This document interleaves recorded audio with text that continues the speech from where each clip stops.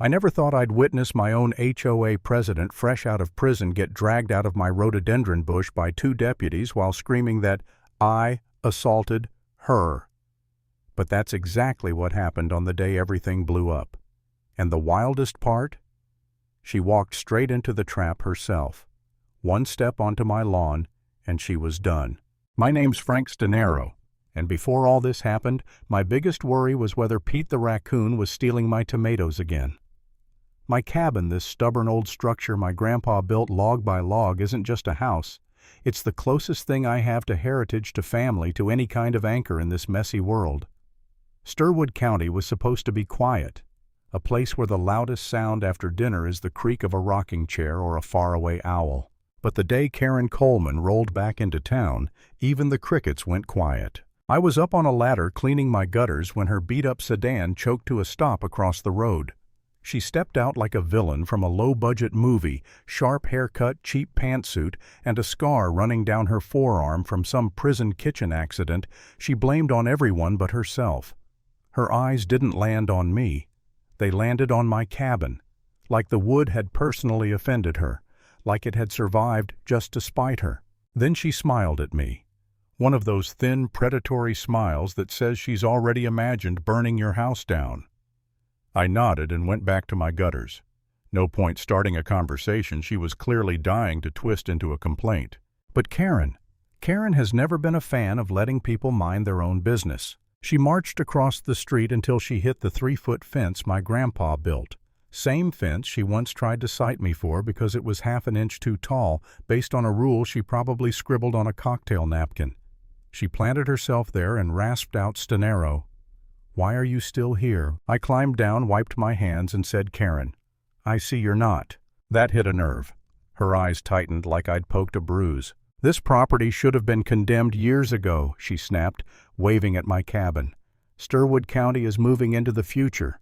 We need emergency access. A fire lane." Ah, there it was. The scheme. Karen never does anything without a scheme.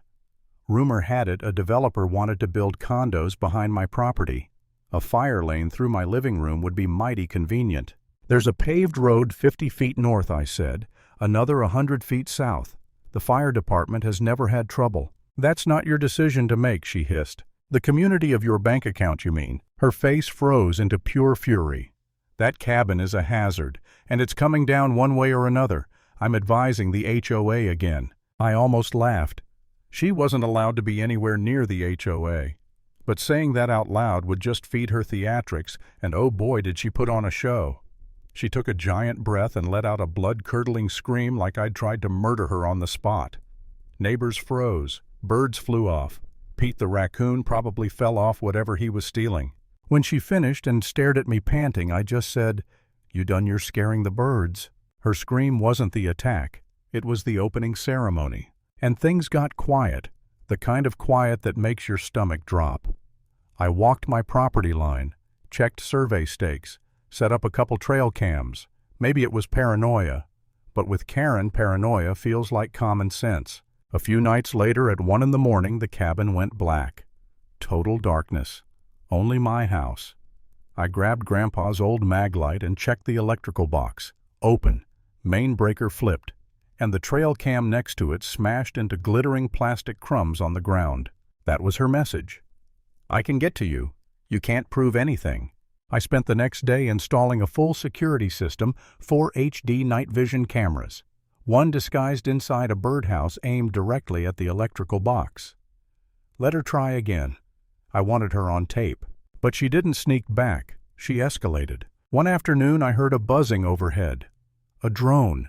Not a toy, one of those expensive black military bug-looking things. It hovered over my roof, then drifted to the backyard above my propane tanks. And then, a small mechanical claw released a baggie. A baggie full of oil-soaked rags and a book of matches. My heart dropped straight to my boots. She was planting evidence to frame me for arson. I filmed the drone with shaking hands, then put on gloves, used barbecue tongs to pick up the baggie, sealed it in another bag, and photographed everything: the drop zone, the contents, the camera's red recording light blinking like a witness. My grandpa used to say, "Panic's a rocking chair. Lots of movement doesn't get you anywhere. So instead of panicking, I built a case. Karen, of course, assumed I'd explode in rage.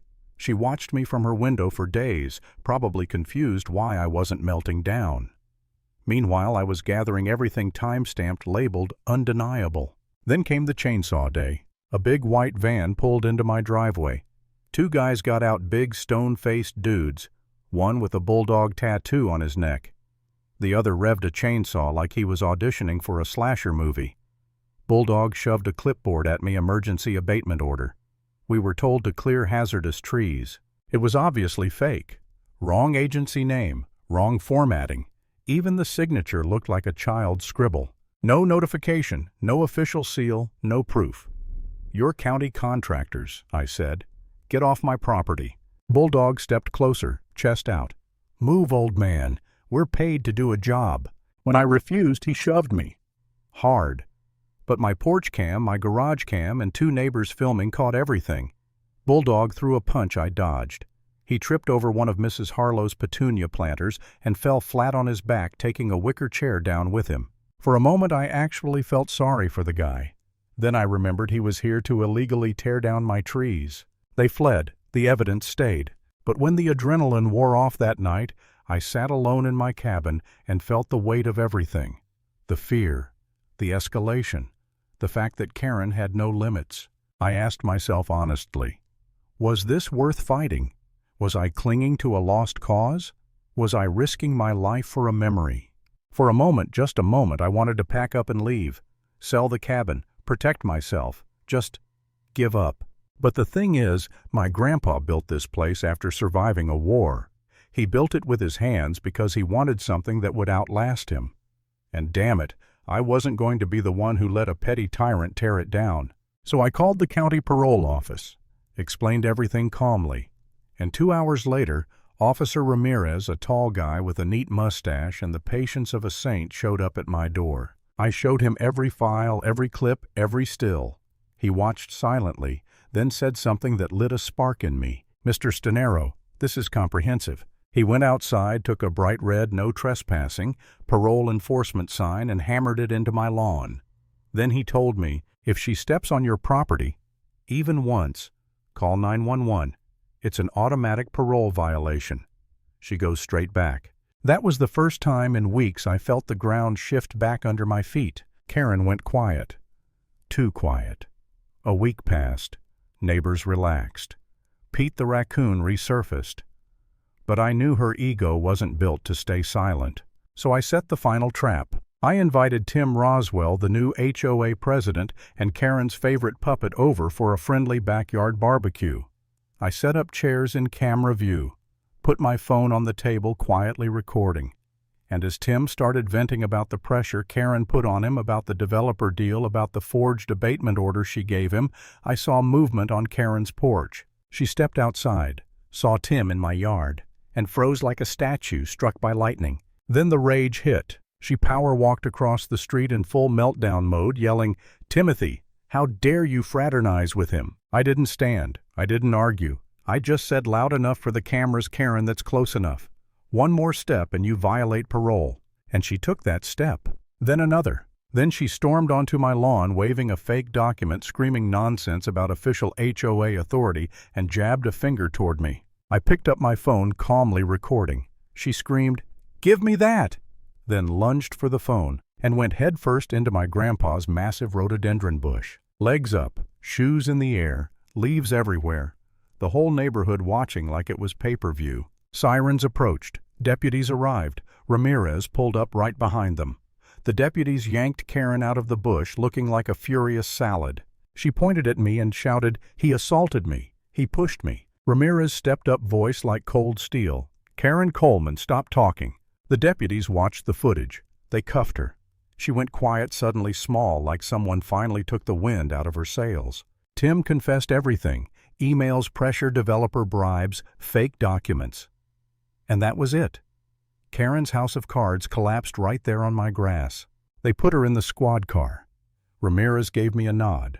And just like that, the nightmare was over. And the lesson.